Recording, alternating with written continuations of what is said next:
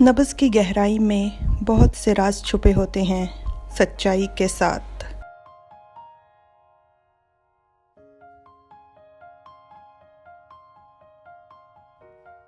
क्यान फिर से अपनी नब्ज़ पकड़ अपना भविष्य देख रहा है।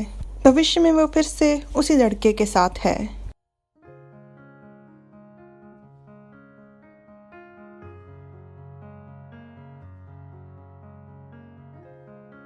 और अचानक से उसका ध्यान भंग हो जाता है। वो मन में कहता है, मैं कभी भी उसका चेहरा साफ तौर पर क्यों नहीं देख पाता।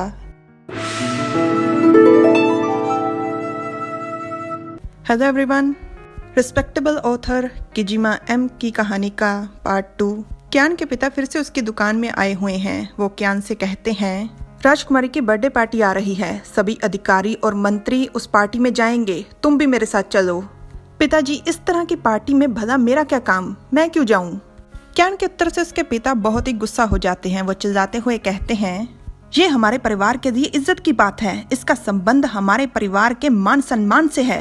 ये बिल्कुल उचित मौका है सबको दिखाने का कि आखिर मोरोंग घराना कितना ऊंचा है। तुम्हें पता है, आज राज दरबार में उन लोगों ने शरेआम बोला कि मुझे मेरा ओहदा बस मेरी खुशकिस्मती कारण मिल गया। वो लोग तो मेरे खिलाफ ये भी झूठी बातें फैला रही हैं कि मैं बहुत भ्रष्ट और नाकाबिल हूँ। ये सब कुछ सुनकर मुझे बहुत गुस्सा आ रहा है। और ये सब बातें सुनकर मोरोंग क्यान को बहुत चिढ़ हो रही है, पर अपने पिता के सम्मान को बनाए रखने के लिए वो पार्टी में जाने के लिए राजी हो जाता है। पर जबकि असल में उसे इस तरह के कार्यक्रमों से बहुत नफरत है। पार्टी में डांसर्स डांस कर रही थी और सभी मेहमान बैठे हुए थे।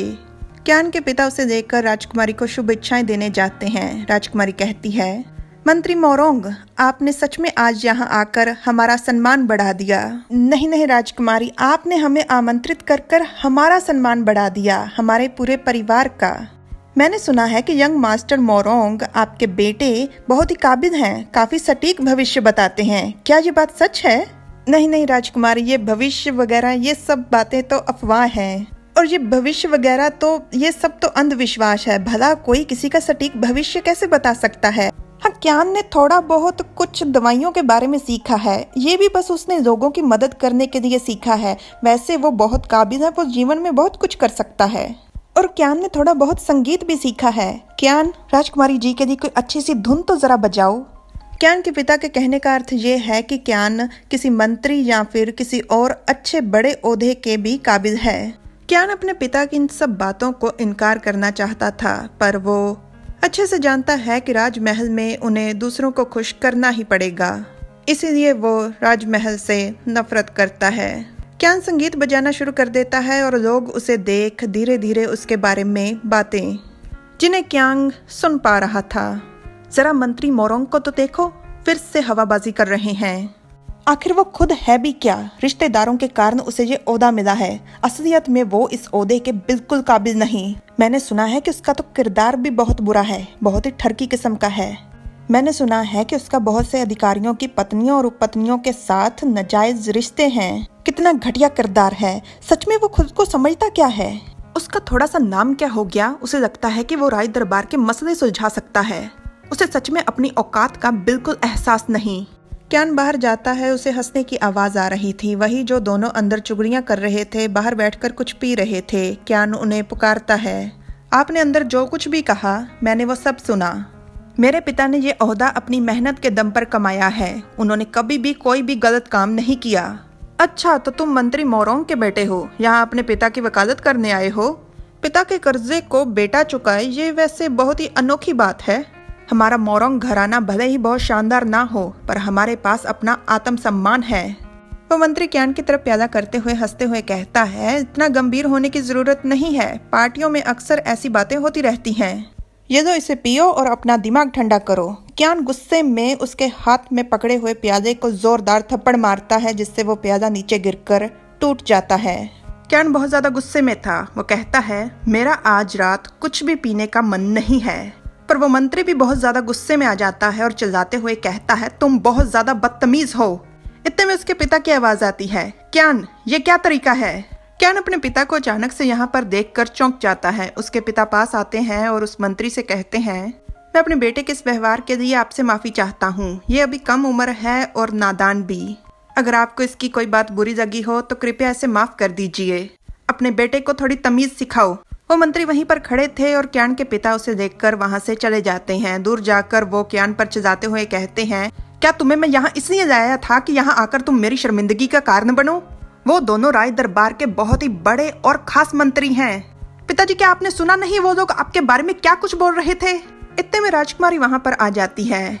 अरे वाह, यहाँ पर तो बहुत चहल पहल है, क्या बात चल रही है? क्यान के पिता कहते हैं, राजकुमारी, मैं तो बस क्यान को मेरा मतलब समझा रहा था। माफ कर दीजिएगा, आपको हमारे परिवार के मसले इस तरह से देखने पड़े। असल में मुझे तो यंग मास्टर क्यान के भविष्य बताने के हुनर पर बहुत रुचि हो रही थी। एक मिनट क्यान, हमको तुमसे ये उम्मीद नहीं थी। तुम इस कहानी के मुख्य किरदार, तुम पर ये सब हरकतें शोभा नहीं देती। ये तुम कहाँ देख रहे हो?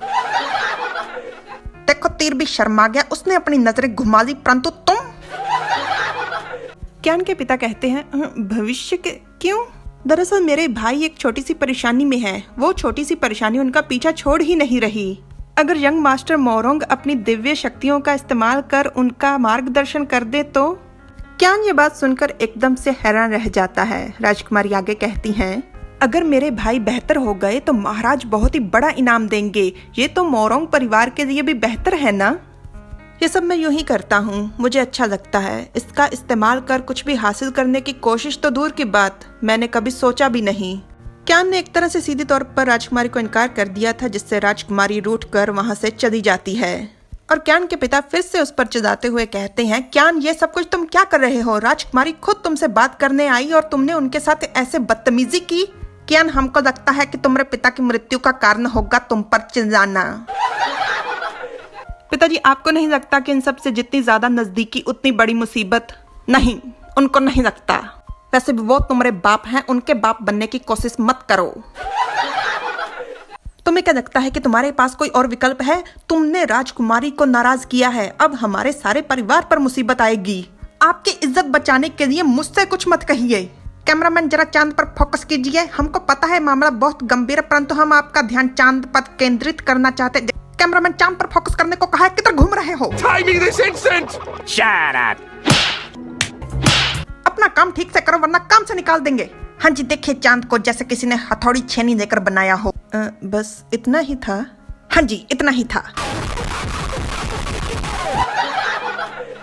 क्यान वहां से चल पड़ता है और उसके पिता चिल्लाते हुए कहते हैं, रुक जाओ वहीं पर क्यान वहां पर नहीं रुकता। अगले दिन उसकी दुकान पर उसकी माँ उससे मिलने आती हैं। वो कहती हैं, क्यान, मुझे पता है तुम्हारे और तुम्हारे पिता के बीच कुछ गलतफहमी हो गई है, पर उन्हें तुमसे बहुत उम्मीदें हैं। माँ, ये उम्मीदें ही तो मैं नहीं चाहता। इन उम्मीदों से मेरा दम घुटता है। अपना रास्ता खुद चुनने का हर किसी को अधिकार है, पर कुछ जिम्मेदारियां ऐसी होती हैं जिनको हर कीमत पर हर हालात में निभाना ही पड़ता है। तुम्हारे पिता ने भी ये सब कुछ निभाया है। उन पर भी काफी दबाव था, उनसे भी काफी उम्मीदें थी जो वो नहीं चाहते थे। पिताजी की मुश्किलों को मैं समझता हूँ और मैं बस इतना ही कह सकता हूँ कि वो मूर्ख हैं। क्यान की माँ उसका हाथ पकड़ते हुए कहती है, मैं जानती हूँ कि तुम्हारे पिताजी ने तुम पर बहुत दबाव डाल रखा है जो किसी को नजर नहीं आता। उनकी बस बातें ही कठोर हैं, अंदर से वो तुम्हारी बहुत सराहना करते हैं, तुमसे बहुत प्यार करते हैं। पर क्यान, विश्वास करो, चाहे कुछ हो जाए, मैं और तुम्हारे पिताजी हमेशा तुम्हारे साथ हैं। ये बातें सुनकर क्यान एकदम से शांत हो जाता है। वो बहुत ज्यादा खुश था। वो कहता है, माँ और उसकी माँ बस मुस्कुरा देती हैं। क्यान के चेहरे से उसकी खुशी साफ तौर पर झलक रही थी। वो अपनी माँ से कहता है, मैं भी माँ। पर क्यान की खुशी ज्यादा समय तक नहीं टिकती। उसने अपनी माँ का हाथ पकड़ा हुआ था और जैसे ही उसकी माँ की नब्ज पर उसका हाथ लगता है तो उसे नजर आता है उसकी माँ का भविष्य। उसके घर की जमीन खून से रंगी हुई है और ये खून था उस जमीन पर पड़ी हुई लाशों का। उन लाशों में से एक लाश थी उसके पिता की और उसकी माँ रो रही है। शायद उसकी माँ भी जख्मी है या फिर उसके हाथों पर उसके पिता का खून लगा है, पता नहीं।